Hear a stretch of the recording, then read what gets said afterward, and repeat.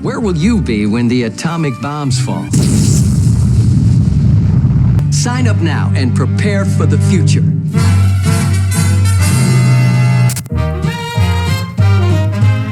How would you even begin to build something as huge and systemic and non-linear as a Bethesda game? I've never worked on games this big, so I thought it'd be good to chat to some of the level designers and artists who helped build the worlds of Skyrim and Fallout 3 and 4. We dig into a lot of nitty-gritty game dev stuff here, like the crucial role of modular kits to build the spaces with, the specific way that level designers, world artists and quest designers work together over the years at Bethesda, and the fundamental design principles and values of the studio that inform every aspect of the games and every stage of the creative process. It's about an hour long and I hope you dig it. If you'd like to see more of this kind of in-depth developer interview from me, then please take a look at the Patreon page and consider supporting it. Hope you enjoy it. Cheers. Joel, you've talked in presentations and stuff, I think, about how when you first joined, there wasn't actually a level designer role in the traditional sense when you got there, and you kind of played a part, I think, in trying to figure out how to do that, how to create that role. Yeah, because like back in, whenever I went for my interview, probably early 2005, I had taken a printout on the plane of like everybody who was like had a design title. So I had like a Brian Chapin and Alan Ains and Ken Ralston. I was like looking at headshots and like reading about them. And then none of those people were in my interview, right? Not a single design title person. So like met with the art director, concept artist and studio head and stuff. And during my interview, somebody kind of made the joke of like, yeah, we just saw like a bunch of people have level designers. So I figured we'll put up a job posting and see who applies. And like, it kind of wasn't a joke. So they put up they knew they needed to scale up to finish Oblivion. Somebody said, well, we should try and have level designers. And then, myself and a few other people applied. So I think there were 4 of us on Oblivion. But the process was like, I get sat down in front of my computer and somebody comes and shakes my hand and says like, okay, your tasks will be in your email inbox in an hour. And like, so-and-so is going to come by and train you how to use the editor. So-and-so came by for 20 minutes, showed me how to boot it and left. And then my email inbox starts working and I get a task, which was build these 30 dungeons in 2 weeks. And so like... Nice. That sounds like old school games industry right there. Yeah. And, it was just like, there wasn't really much of a process. And again, like they hadn't had people who were level designers and so, they didn't know how to categorize. Like I said in the intro, so I'm an additional dungeon artist who never opened 3D Studio Max or Photoshop. Right. So it's like, I'm scripting, I'm writing lore books and I'm doing combat encounters. Like I was doing level design stuff. Right. I mean, what was your sense of how that worked before you have level design? Like who would do the level design stuff if there were no level designers in the old system? Yeah. So it was the dungeon artists, right? So, people like Robert Wisniewski and Todd Broadwater were like, they were building kits, which of course kits are very instrumental to how we would build levels later, but they didn't have a handoff process. So like so-and-so would go and build a kit system, and then that same person would use their own kits in the editor to compose a bunch of rooms, and they would light and set dress those rooms. And so it was just like a very small number of people making a very large amount of content that way, but there were literally no level designers, right? So like an environment artist would build the kit, build the space, populate the space, and then it would ship that way. Mm-hmm. What kind of time did the modular system come into play, or was that something that was kind of right there from the old school days, do you think? So we already had kit artists at Bethesda, but then like Corey and Perky came and brought like a different way of thinking about kits, and we kind of like smushed those together and came onto one process. And Fallout 3 was the first project at Bethesda where we really had like dedicated kit artists, not just environment artists doing kits. So dedicated kit artists, and then working very closely in tandem with level designers who would be the clients of those kits. Corey and I think, were just very particular about naming conventions and consistency in the way it was being done. So there's lots of probably very boring meetings to some people, but finding ways to make it clear to people how to use that stuff and exactly where the pivot points should be on the pieces and how thick walls should be. It's really easy to mess that stuff up and end up with like spider web cracks or not enough room for those walls to physically exist. Spider webs. Yeah. Yeah. My bane. Now I'm realizing spiderweb sounds like a term that is very specific to this. What is a It's- spiderweb? Yeah. It can be from two reasons. One would be just someone basically messing up on the art, and then those verts don't actually match up between the pieces. So then, even if you theoretically are snapping them together, you'll still get little shiny pixels through where there's tiny little holes. The other reason is just because of floating point math errors when that stuff is rotated off a little bit or scaled some. And then the same kind of thing happens where it just happens to not put those verts in quite the same space. Yeah. It happened a lot when you would grab an entire room like of pieces and try to rotate it, and often we would just get a bunch of different, just slightly different rotations for all those objects, and then Yeah. there's holes. That's, in the that's a big geometry. calculation, right? So like the Yeah. math degrades. I mean, one thing that I guess Skyrim more than Fallout 3, but like we started using kits outdoors a lot more over time. Because like it kind of had been like, oh, you have like monoliths, big buildings and really big chunky pieces for exteriors, and particularly in Fallout 4 we went bananas with like small parts outside. But like when you're building a dungeon, your floating point errors, like you have to build a pretty big dungeon for FPs to become an issue. But when you're outside and you get away from the origin and you're in like a 16-kilometer space, right? Like all of a sudden we started seeing way more errors that weren't the fault of the LD. Which like took about a year of litigation to prove it wasn't the fault of the LDs, but like, it was just floating point precision, and that actually drove a lot of like little tools improvements to sort of adapt to the workflow we already had in place. Right. Okay. I think also building stuff slightly different over time. Like a lot of that exterior stuff we mentioned was more cohesive pieces where you didn't have just gaps and stuff. Like a wall piece would go all the way around, and then it doesn't really matter if it doesn't quite line up, and it's more like what we call like fudge friendly too, where like the castle kit in Skyrim, it's barely even a kit. It's like a bunch of mushy walls that you just kind of like, here's a wall, That's a here's technical a pillar. term. Yeah. Fudge, mush, that's There's Lego, there's Duplo, and then there's Play-Doh, right? Yeah. And like yeah. the castle kit was Play-Doh. But we got so much more variation out of those kits because of it. Like our spaces were so wildly different because we could be weird and creative and jam different kits into each other in different ways too. Yeah, mix and match the floors and the walls and the ceilings. That none of that was possible before. Like the way you talked about the cave kit being a step towards that, because that was a typical kit. It just had like extra stuff because it had like walls and corners and rooms, but then it had those free floating walls, and that was kind of like the stepping stone to just like, what if we don't even do like a room exactly, and just you can place that stuff however, which is great for destruction too. Like that's why that really worked for Fallout 4, because kits and destruction don't really work unless you then can completely break that and have your floor bending down in all these natural ways. Oh, did we just lose Joel? We might have lost Joel briefly. Hopefully he'll jump back in. But yeah, so I assume the idea of these kits is would you say it's to empower level designers on the kind of quest and there we go, on the quest and gameplay side, or is it to help them make art that you could potentially ship or something in between? Like what was the focus there? I think it's a few reasons for doing it, and one of them is that there's no way you could ever ship those games without kits. Like the sort of bespoke, Naughty Dog style of building a level, like that would never ever work. But then the other reason for doing the kits is to get all that visual variety, which is why we then tried to like push that a lot further over time so that all those spaces felt and played differently. All right.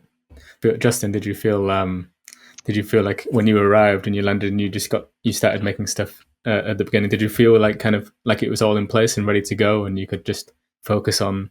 For the most part, like I came in pretty early, so kits were sort of the first step that they would take is just like, let's make the walls, the floors, the straight hallways, and the basic stuff. So what we mentioned of the cave kit, that kind of happened later. But, it was my first level design job, so I was just happy doing any of that. And then I kind of slowly adapted and figured out how to get kind of wild with the kits. And we're building so many dungeons. Like I think I had 40 something sizable dungeons, not even these small POIs that I was building. So you just get kind of bored and you want to shake things up. And I think a lot of the LDs like did a lot of kind of crazy stuff with the kits that the artists weren't too excited about. But I was okay with it more than some. But it allowed us to be creative and kind of like go outside the box. And yeah, so it was really fun to play with. Yeah, I assume there was a lot of push and pull with the process because there's always that balance between like fudging things in a way that you can get away with and it lets you do something cool versus like this is too much, we couldn't ship this and you gotta Well, there would be a lot of tighten things times up. where level designers were doing the same things over and over again to kind of hack the kit, and that's when we knew that like Perky would just know like, oh, Yeah. we need a piece for that. So in a way, we kind of like helped direct the kit in that way as we went. Yeah. Right. That two-way communication was crucial, right? Like this is a thing that Perky and I've talked about at GDC as well, right? Like I think a lot of folks who have like even like looked at our talks and adapted the process think of it too much as of like a transactional thing. Like, oh, like the artists are going to like make a bunch of assets and then like they can throw it over to a design team or throw it into an algorithm and expect everything to kind of just work. I was like, no, like little things like, oh, look, the level designer is doing this thing that pisses you off all the time. So like, okay, cool. Now it's a conversation. Like, what's the right way to do it? Does your kid allow it? No. Well, the answer can't be just don't do that. Right. And so then we figure out like a way to do it that everybody can be happy with. Did you even have like a picture about this where when people are doing that wrong, it's just someone throwing a grenade over the wall? Yeah. I was going to say that's exactly what I was thinking. Like it stayed burned in my memory, that image and the idea of you don't want them doing that. Basically, the whole point is to not let people do that. Yeah, I think the literal slide from that talk is like an image of guys throwing grenades over a wall, and then the same image mirrored, right? And it's just like it's a combative relationship. Like, if you pretend you could be hands off and have that kind of relationship, guess what? It's toxic. You're gonna hate each other. Especially when you work into like things like making something on the next gen consoles or something where the fidelity changes and you have to change you have to constantly evolve the way you do this. Even if you are Bethesda and you've done this kind of thing before, it's like it's different every time, right? I mean, Fallout 4 wasn't even on new hardware, but Fallout 4 we changed enough of how the engine worked that a lot of our preconceived notions about how things worked like got kind of shattered. And we had to like really rebuild a lot of workflow and process to get to the same place because of like little things about how we packed textures or whatever. Right. I think it definitely was for the better overall, though, because like Fallout 4 wasn't. Correct me if I'm wrong, but that's the first game where they finally had real occlusion, right? Before that, it was just like volumes where you could sort of kind of do it. Volumes. Well, there was occlusion, but it was not good. Yeah. Are we talking about occlusion or like rendering or? Yeah. Like before that, like when I got there, they rendered the whole dungeon, even if you were just like in a hallway. Yeah. Which is, you know, I had like frust problematic. From I don't know why I wanted to defend it. Frust from culling. So it renders what's on the camera. Great. But because like in Oblivion there was nothing, and in Fallout 3, I think we did sort of like the joke was we're parting like it's 1999 because it was like an Unreal 2 feature of being like volume occlusion.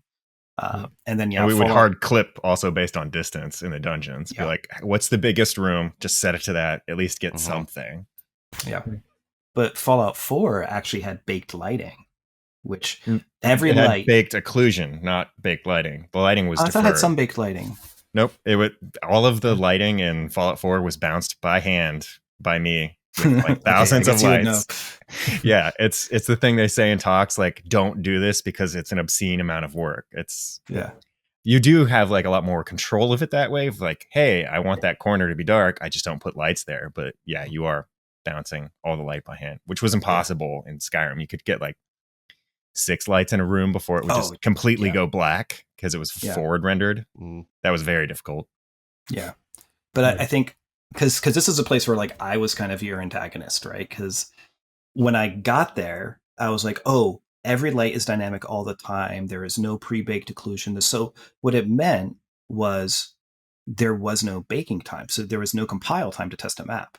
Right. Which is great because baking is the worst. Like I despise any workflow with that. It just grinds everything to a halt.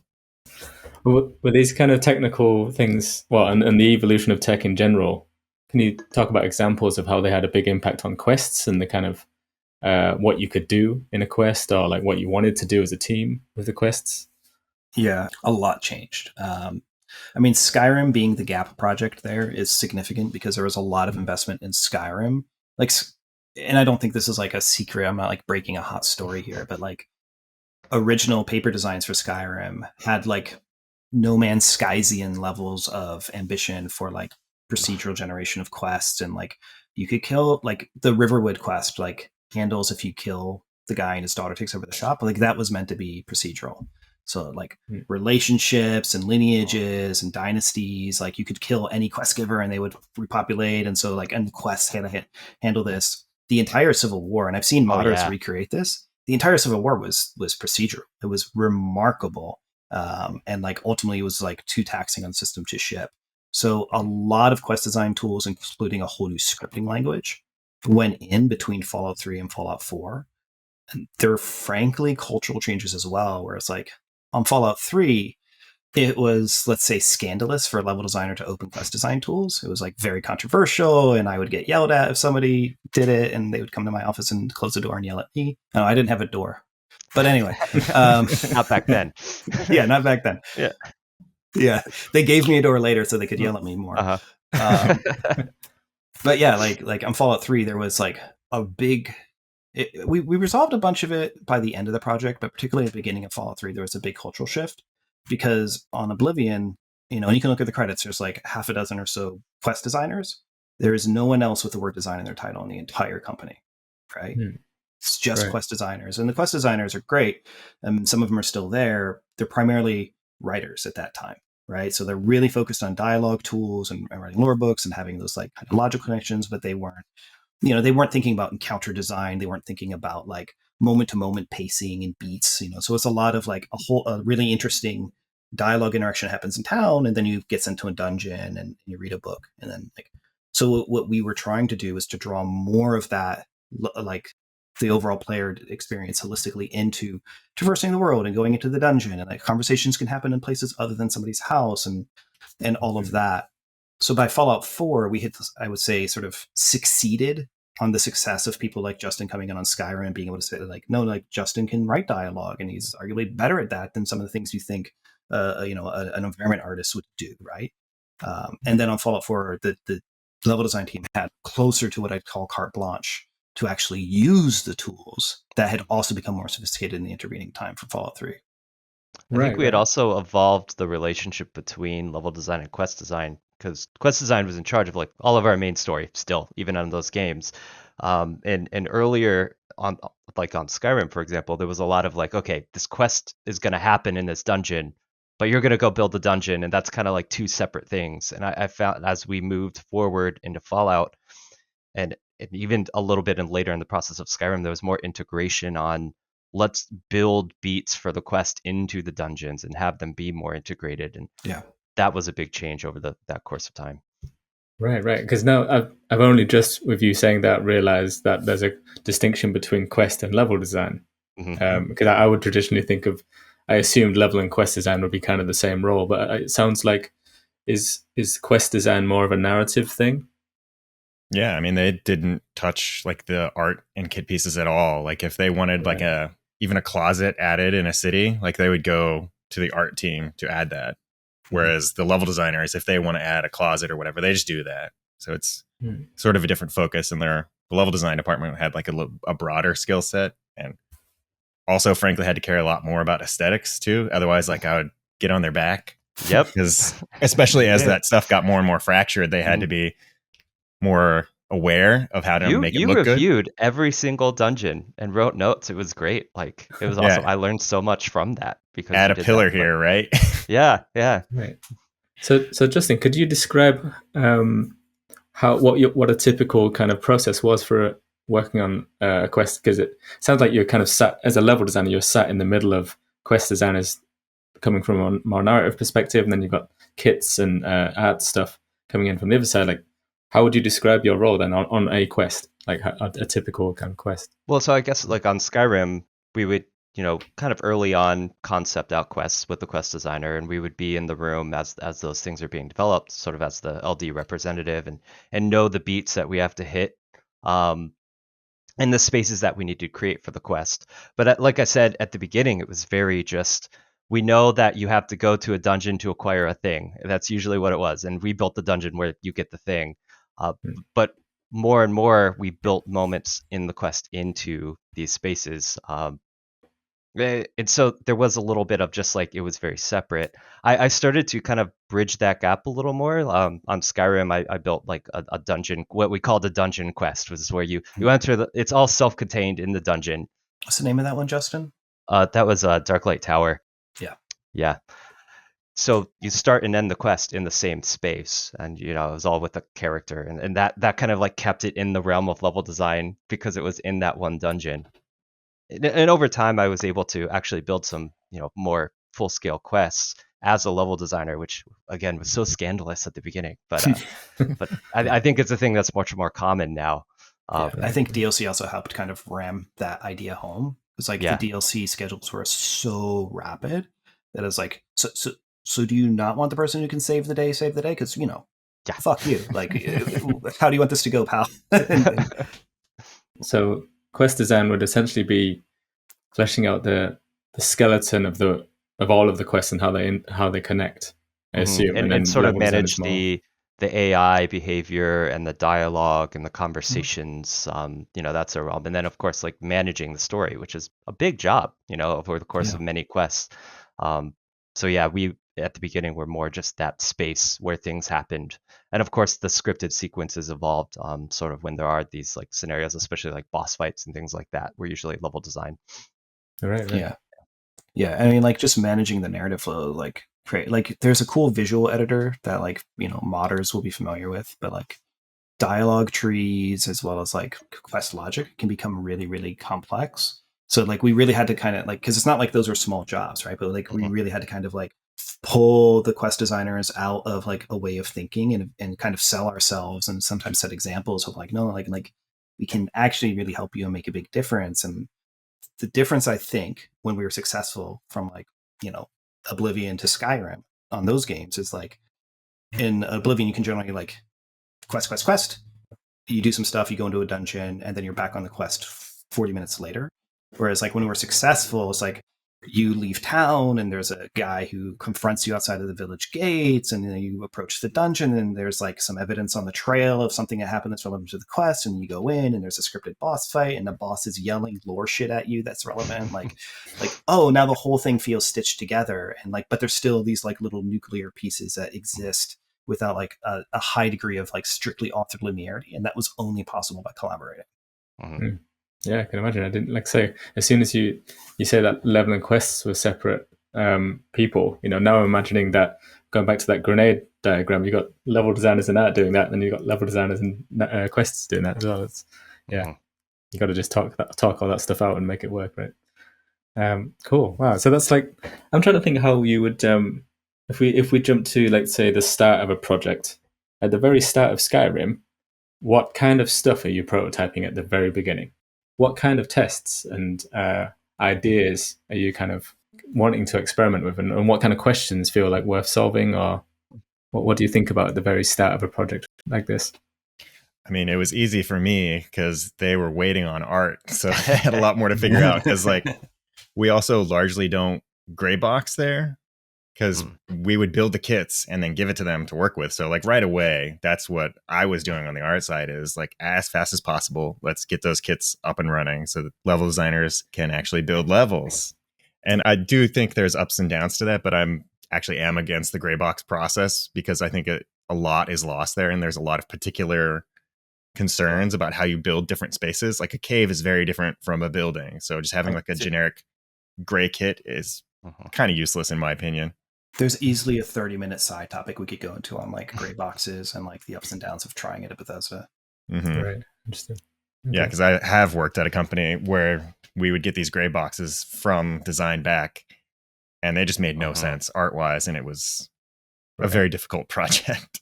But you would give us the kits kind of early on in the process, and they were basic versions, but they were still enough to get started with and start to envision the spaces. Exactly. It's like a sketch kit then, which is still useful. But while we're waiting on those kits, we're sort of as level designers, we're doing what we call path zeros, which is just concepting out almost the entire world. Like we had every single dungeon in the game had like a backstory that we had written out and gotten approved by, all the narrative people. And we cut concepts out and then gameplay stages and everything, a whole page for every dungeon, which there's a lot of dungeons in that game, so that took a lot of time. A whole page, but only one page too. Like Yeah. right, because like we were pretty strict on like you can't turn in like a 20-page No. short story either. Like because it all started with like it was a spreadsheet and there was like a line item that said like Draugr tomb, medium size, like, and sometimes that was all the information you would get, like what region it's in, Maybe and an encounter type. Yeah, something like that. And then like the level designers basically spent that past zero time that Justin's describing is like, we can't do anything else. There are no game mechanics or no kit pieces. So we put in, I don't know, Justin, it was like 6 months or more just doing past It's a zeros. long time just in documentation. But this is a fun time, actually. I look back on it like, oh, that was so cool. It's just pie in the sky. Could come up with anything. Right. Yeah, I mean, I was wondering what is the kind of dream from the level design perspective? What kind of ideas are you most excited about as a level designer on that kind of game, and what kind of, whether it's quest or gameplay, or how would you define the kind of the juiciest Skyrim mission, quest, or what kind of things are you reaching for, do you think? I think it, like in Skyrim, so much was possible. It was this sort of like there was all these rules set for the fantasy, but it was still magical, and there was so much we could do, and we could kind of make up our own rules for this world. So we ended up like, like what one of the other level designers had a boss that just like teleported around the room, and he scripted it himself because we had all those tools to sort of mess around. And that wasn't even working with character art, like at any other studio I would work at, that would go through so much process. But he just scripted that on his own. And that's what it was. It's like we had so much power to just kind of like come up with our own little story and our own concepts for like how a fight would go, or make our own puzzle, or make our own trap. And they were all super custom. And we just had a lot of tools at our disposal to do this stuff. And I realized like that's kind of a rare thing in a lot of studios. Yeah. Right. And then it was Steve, right? It was. Boss? Yeah. Because after Steve did, this is part of what I love about this time period in that team, right? Is like after Steve did that, he didn't get pulled into an office and yelled at by a programmer and a producer, which like is a thing that happened sometimes in the past, right?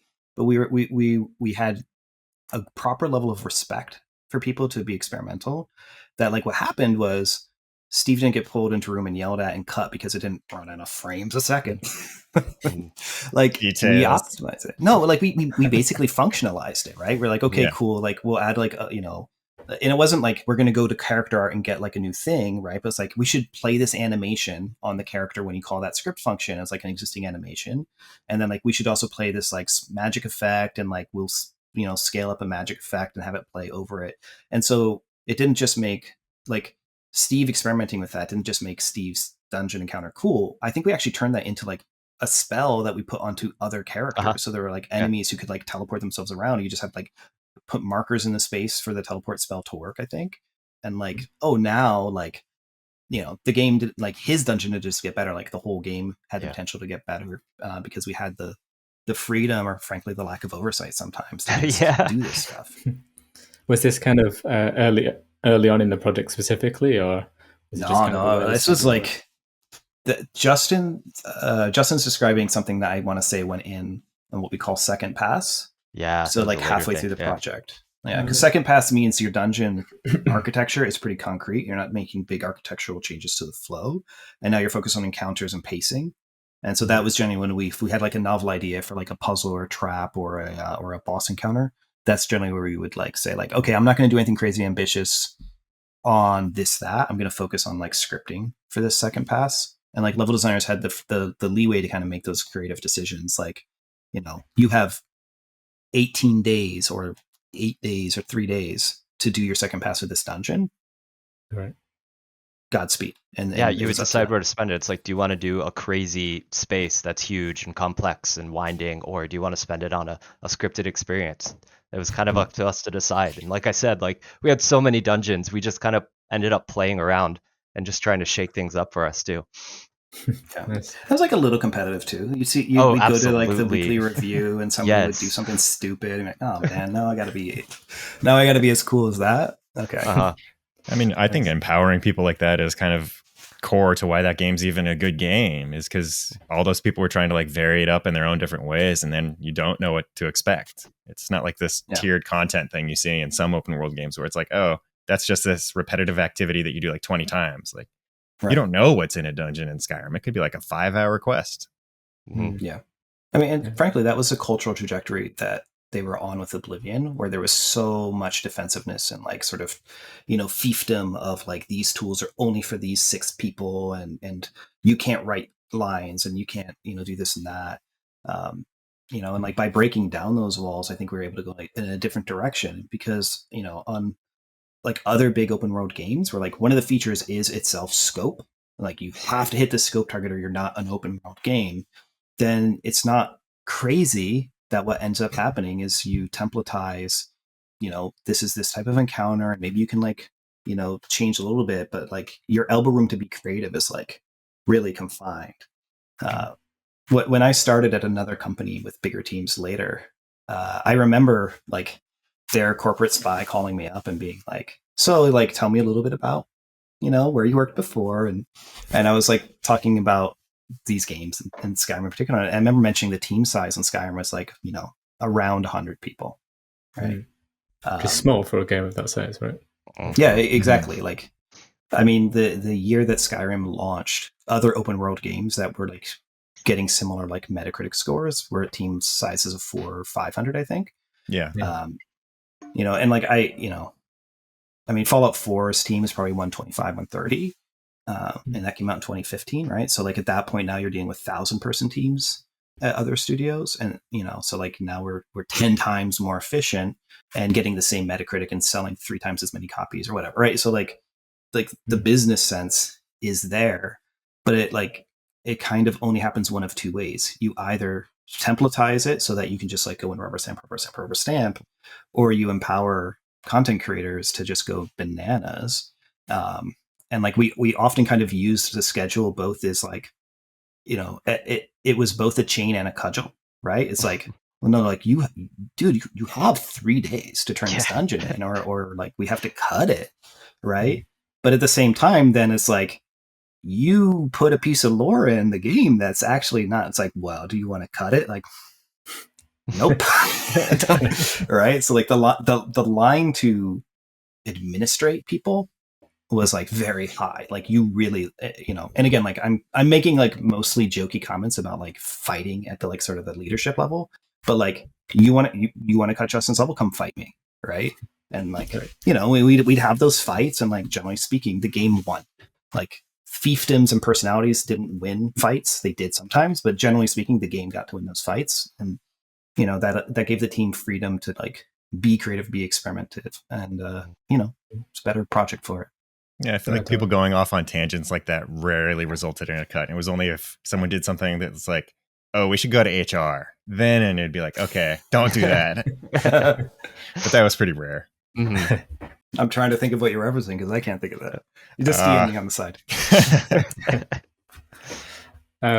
Just to jump on one thing you mentioned scope as a goal, like not just something you kind of manage and kind of try and limit or keep in control, but literally, the vastness of these games is something you have to kind of deliver. Like maybe starting on the outside, like Nate, how did you kind of approach the idea that this world has to be huge, but at the same time we want it to look as good as we can? And where did you find that balance between this is a massive open world versus like we need to be able to craft this? And I guess I've always just focused on finding really efficient ways to do stuff so that I have more time to actually make all those spaces unique. So I spent a lot of time like writing my own tools and Max script and working with the tools team on the actual game itself and stuff to give me that breathing room, because it's really easy to get bogged down in all these awful tools practices and stuff. Like we didn't have an exporter that could export more than one model when I started. So, and I had kits with like 500 pieces, and people that sat near me, they could always tell when I was exporting the kit before I wrote my own tool, because you'd just hear like clack, clack, clack, clack, clack for like 15 minutes, because I would have to just do all the hotkeys to switch through all the pieces to export it. So that's a terrible idea. And that's basically why I would then fix that problem and try and find all those wrinkles to then have that time. Because I really did want to make sure everything was also really unique on the art side. Because the same goals they had on, we always wanted a space to play unique. I always wanted it to look unique and always have like their own visual signatures, be really special. Yeah, it's like always what's this little topping on top to make it really different. Like often it's with lighting and clutter, and that's why you get all the absurd clutter in those games. It's because we're just like finding ways to entertain ourselves and sort of make it memorable for the player for where they are and what's different about that space. Right. So you get the teddy bear art and stuff like that, wearing all the dumb hats. Occasionally I would have to move that stuff. Like in Fallout 3, I did this one room where this guy was on drugs and climbed the walls with plungers. So there's like all these plungers everywhere and bloody handprints and drugs. Yeah, Todd made me move that one. He's like, this is way too stupid to be on the main quest. So, but it stayed in the game. It did stay in the game, and that stuff is still just useful broadly to make it always feel unique. And I've always liked in those games also that stuff doesn't just like glow, you know, like, oh, there's the glowing chest. That's what you need to activate. Follow the adventure line. You know, it's always been games about paying attention to that stuff and looking at that clutter, not just, oh, activate, fill up my inventory. And so by being first person, it's in your face, right? Like you're up close to everything. So we have to build it with. Unless you're in third person, which is a whole nother thing. Yeah. Yeah. I still can't believe that's a thing. Yeah. All right. So is that a point of contention on these games? I would say like a hobby horse thing for us to argue about, but it was generally just like a mandate that like first person and third person are both supported. But when push came to shove, it was a first person game. Right. So if there was ever like a real like knockdown drag out, we made the decision for first person because like all the marketing, not all the marketing, but like it's generally marketed as a first person game. And like I would say there was sort of a philosophical belief among like at least the decision makers that like first person was a way to experience. You wanted to be close to things. And so, you know, like. Yeah, like going through a bookshelf and reading those titles and stuff, like all that stuff is way harder. Yeah. Right. So what kind of challenges with third person? What were the biggest challenges of trying to support both, I suppose?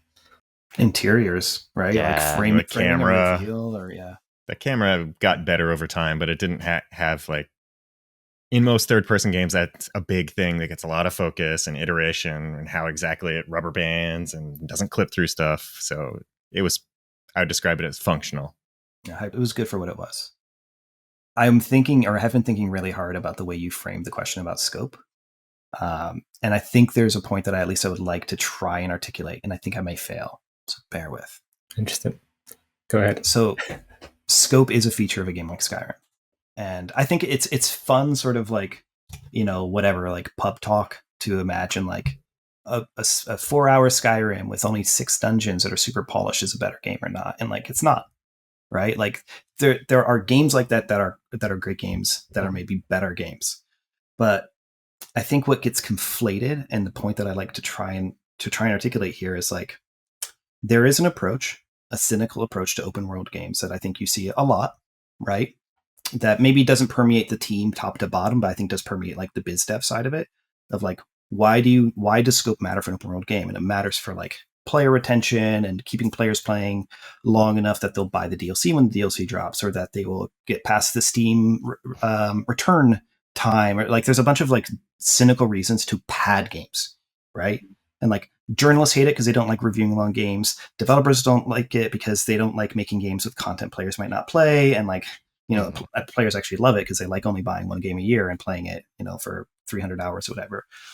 But I would contend the scope of like a Skyrim or a Fallout was in fact a feature, not because of the padding though, right? But because, and I think Harvey Smith has said this about immersive sims in a better way than I'll say it about open world games, but like the possibility to miss something matters. The freedom to explore matters. The like, to borrow one of the like memeified quotes about Bethesda games, but the like, I can see it, I can go there matters, right? And so like, it's not just about the game has to be big to like check a marketing box or some retention goal of the game. It's that you want players to feel like there is an immensity to this world, right? And if you take that immensity away, if you take that moment in a Bethesda game of coming out of the, you know, the tutorial dungeon and seeing the sprawl and the possibility, and frankly, a lot of people who don't like those games, that's when they don't like it. It's like, oh, I'm overwhelmed. I don't want to play this. Like, awesome, man. Uncharted is for you. But like that moment is, I would say, 6/10 of what matters about games like that. Mhm. And that's why, right? So that like that fundament underpinning everything, then that informs stuff like Nate has to work really efficiently because we have to get the propensity of content, and that content has to get into the level designer's hands, and he has to do it within three months of us kicking the project off, or else we don't have time to hit. So like there is a level of schedule rigor that drove everything there, but it was all underpinned by like a pretty unifying belief that the game must be big. You cannot cut 30, 40, 50% of that content and still have a good game. Right. Well, yeah, I And think so- that's a good point. It's not just big; it's that there's things out there, and it's things that are varied and like interesting, and you're gonna discover something new like hundreds of hours in potentially. Yeah. It's that like possibility. Yeah, I don't even think of them as games exactly. Like my approach to it has always been it's all about making a world for people to inhabit. And I think that also goes into how like the systems are designed in the game, which is very different from even other open world games where there's like an authenticity for how everything works. That's why all those like horrible bugs can happen, is because it's like a legitimate way that things are done, which leads to like the hilarious things that we didn't even expect, like the bucket on the head. Yeah. Which, if you don't know, is like if you put a bucket over shopkeeper's head, you can then steal stuff because, the line of sight, they can't see you doing it. But it just makes sense. It makes sense. That's systemic gameplay right there. That's amazing. They should probably hear you, but yeah. This is less popularly grabbed on, but I remember in Oblivion, right? You can do what's called Z key, which is literally on PC, you just hold the Z key, and any physics object you can just grab and manipulate. And I remember like one of the moments where I was like, okay, I'm going to like it here, was I was in a design meeting early. I was trying to be smart, I was trying to impress everybody. And I had pointed out that like, hey, I was playing a dungeon and some bandits were shooting arrows and they were way above my level and should have killed me one shot, but I Z keyed a large plate and the arrows were just like hitting the plate, and the plate would like kind of go crazy. But like, as long as I held the plate in front of me, it was like the best shield in the game. And I remember like, the lead designer and the couple of guys like losing their gourd because it's like, no, I've set up all these leveled shields and the entire armor system falls apart if somebody can just carry a plate around the whole game. But we came out of that meeting room letting arrows not pass through plates. So you could still do that, even though like the wisdom would have been make arrows pass through the plates, turn off that collision layer. But this is where like I sort of detect you leaning in, Steve, because I think this is an important thing. Like I hate the terminology on open world games, and I hate the terminology on immersive sims because they should be the same thing. I hate it, right? Like that idea of player agency and sandboxiness, like the structure of Dishonored to Deus Ex is a different structure than like Skyrim or Fallout, but like the ideology driving those games of like systems should work and overlap and interact, and like you shouldn't fake stuff, and if the player thinks something should work, it should work. Like that is very unifying. And like it's frustrating to me that for the past 15 years, like the marketing language and the way we talk in criticism about these types of games has pushed them apart from each other. Or like I would much rather have more open world games that work more truly systemically and truly like immersive sims, because I want that. I don't want you just to only get a Hitman every 3 years, right? Like well, I guess Hitman's every 3 minutes now. If that really anyway, Right. Put my soapbox away, but like, No, I think that was something I was going to lead on to in terms of being okay with, in some ways, a lower level of polish than certainly compared to like Call of Duty or any of these kind of games, because of what it enables. It's like improv, right? You want to say yes to the player because even though we actually knew about that example, right, and shipped it, people are going to play that later and they're going to be like, I am a fucking genius. They never thought of this. And we're like, yeah, we knew. And it's good to let the player feel smart. Yeah. I mean, the amount of stuff you can skip in a Dishonored with like Blink, right? And like, I mean, I'm sure, Steve, that there's an amount of effort that goes into not allowing Blink to break the game. But like, if the player can skip 20 minutes of the game by blinking onto like a balcony, right? Like I would assume that the swell of consensus in that team is like, the player can skip 20 minutes of the level by blinking because like the player was smart. She did this, that, and like let it happen. I remember when we were talking about jetpacks on Fallout 4 and the level design team was freaking out. Like, we're going to be able to skip our levels, but you were pretty solid. Like, sure, great. Like, let them do it. Like, we had to limit it, but we had to kind of let go. Right. The level I worked on for like almost 3 years on Dishonored 2 was the level you could skip if you solve a puzzle at the start of it. You can skip the entire thing. And I was like, whoa. And I was like, so long as we make that puzzle really hard, that's really cool, right? And it was cool. It was really nice to have a super massive example of that in the game, where it's just like, yep, this is the kind of game where we think it's cool if you can skip the level, if you solve it this other way. Sometimes we would be really precious about our layouts and like it being completed the way that we wanted it to be. Like, we designed this really complicated puzzle that we spent all this time. Like, we want you to play it, but like we have to kind of get over that there's always going to be little ways around it. Like, these games are so open and there's so many approaches. Like, so you want to present it as an opportunity, but you still want to give the player an option to solve things their own way. So you have to kind of let go and remember it's about the player and not about you as the designer at every moment. Mm-hmm. Right.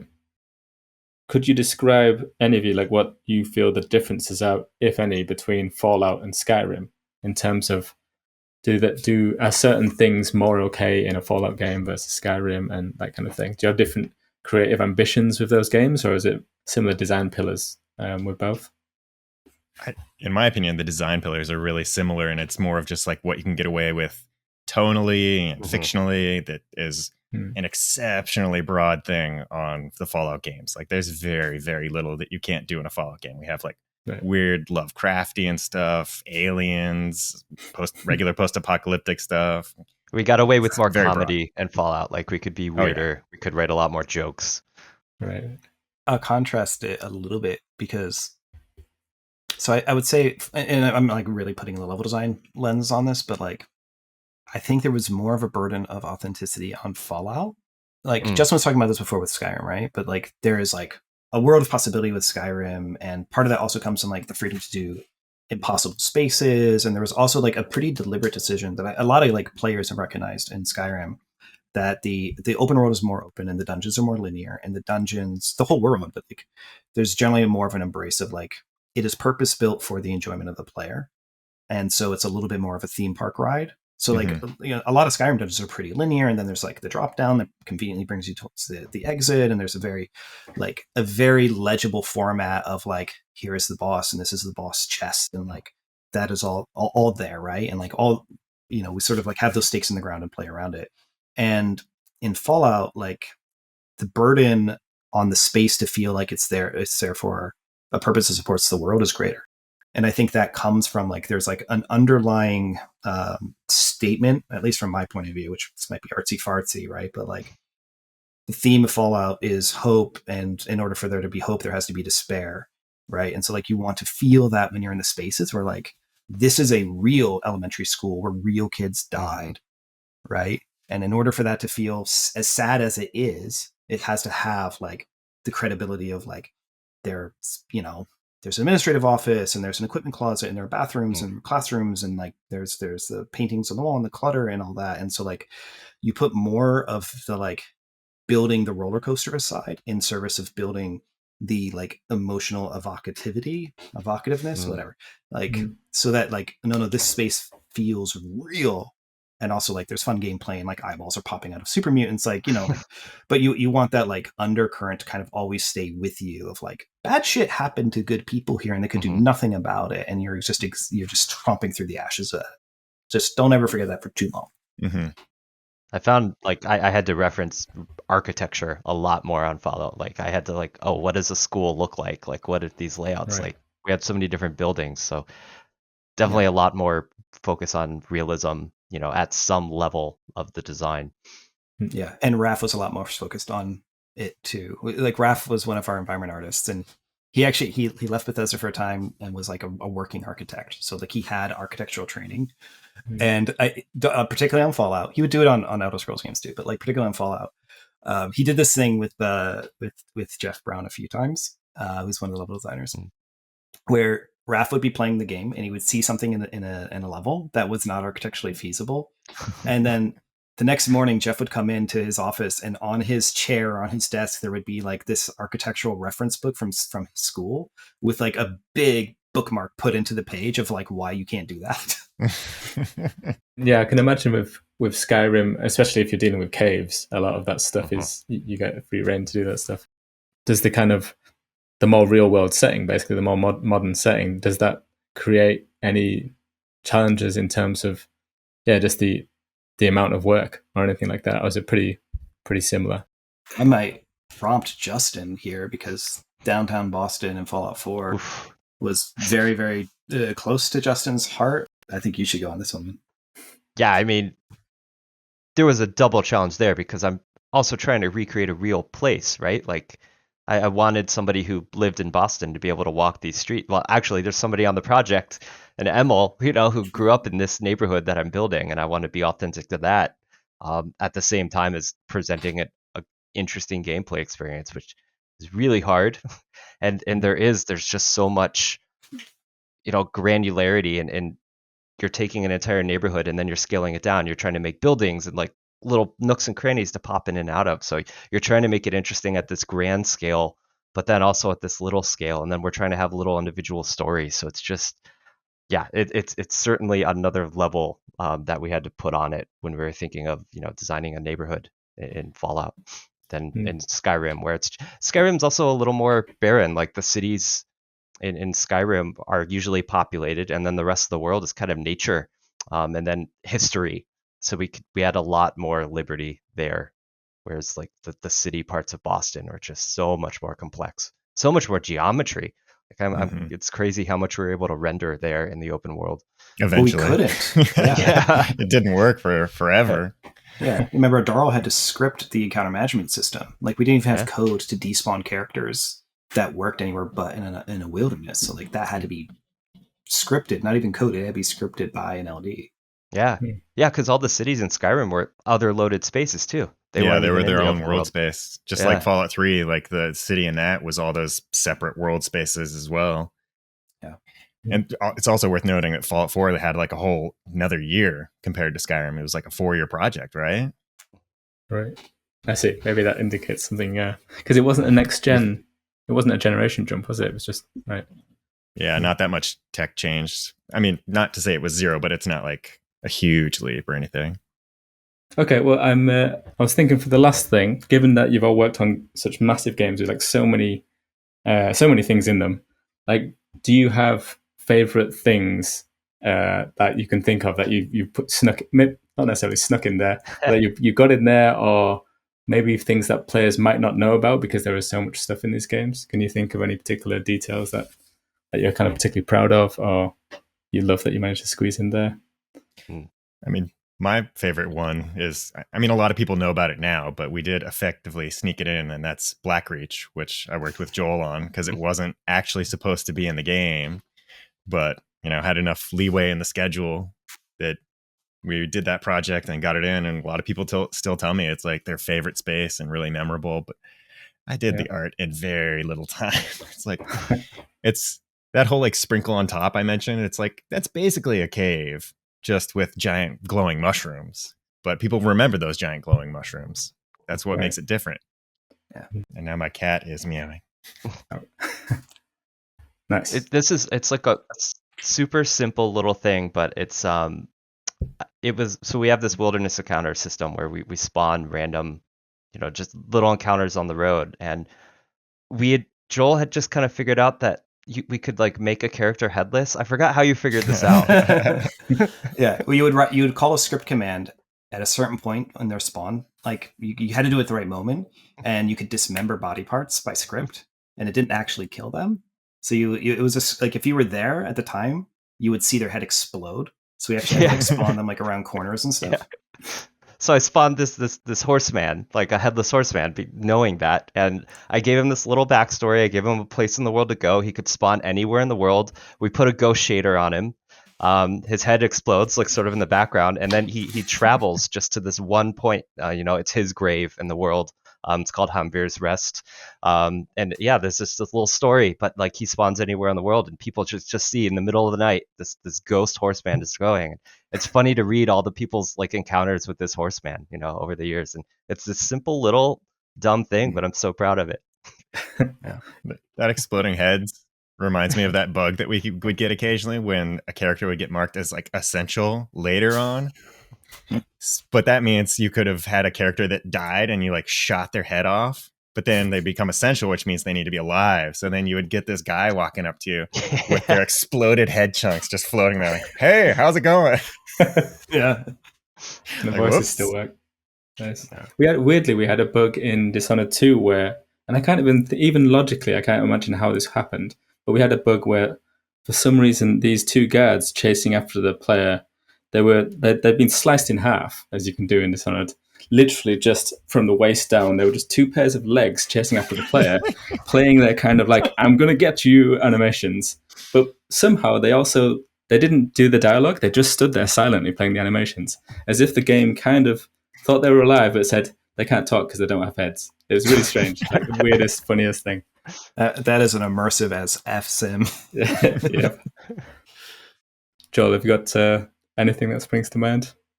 Yeah, I do. And I've talked about this one before, but I love it very much. And I have to go all the way back to Fallout 3.